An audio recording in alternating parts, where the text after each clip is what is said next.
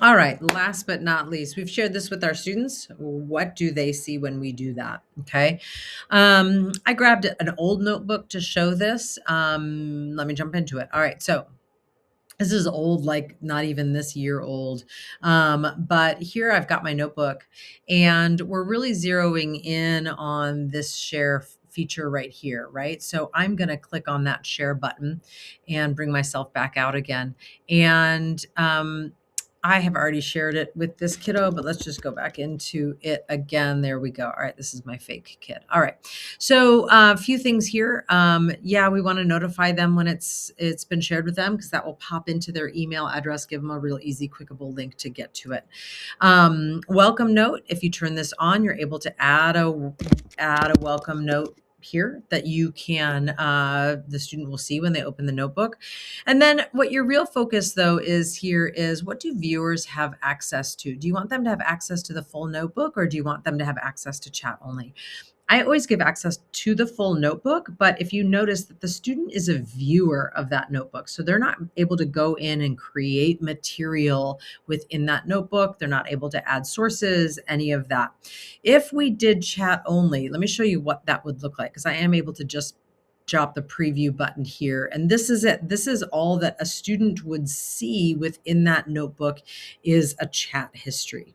That's all. That is literally the extent of what the student can see. None of that studio created material, none of the sources, nothing like that. Okay. So pretty limited option there.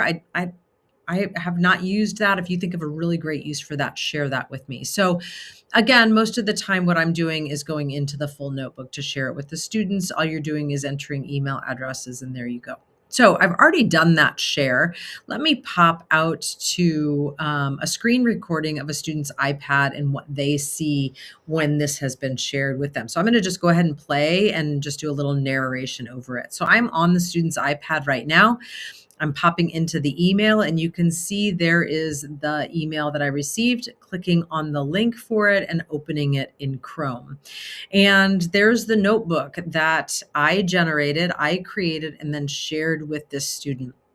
So the first place I'm popping into is the sources, showing you that a student can even go back through an old presentation that you created and that you shared with them. Let me pause this real quick, because I want you to see they're not able to add sources here. So they can't augment the materials. This is just your materials. Now be mindful, if I've put a key in here, right? Now, often I don't share the notebook with them until it's time to start reviewing for the exam. And so getting a key is not really anything that I'm that worried about, but you do want to be mindful about that, because what if this is extending from year to year and you're sharing your answer keys and all that? So just be mindful of the sources that you have put out there and what you want students to be available. To have available to them. Okay. So let's just kind of keep going. You can see they've got access to the chat. I've clicked on one of the pre-formatted questions just to make it quick and easy. And it's going to go ahead and engage with me just like any large learning model might do. Again, me being the student in this case, engaging with this. You can see over here in the studio while it's, we're really digging into the surprising beginnings of early America.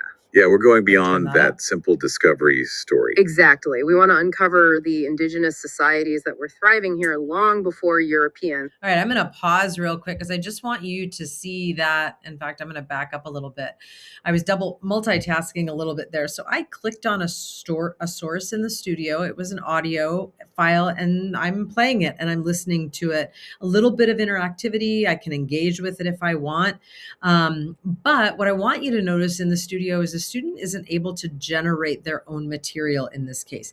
Now, a student could create their own notebook, add their own resources that they worked on during class, and generate their own files.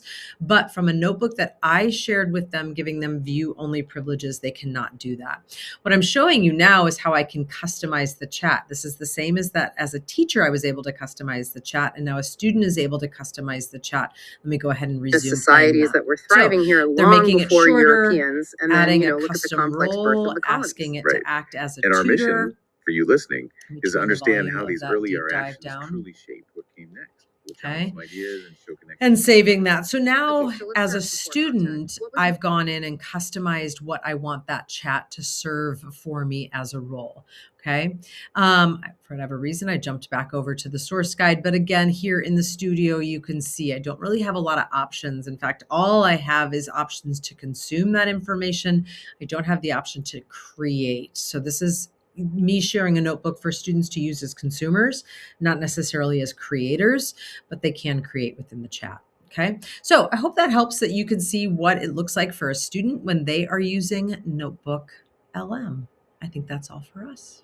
Thanks.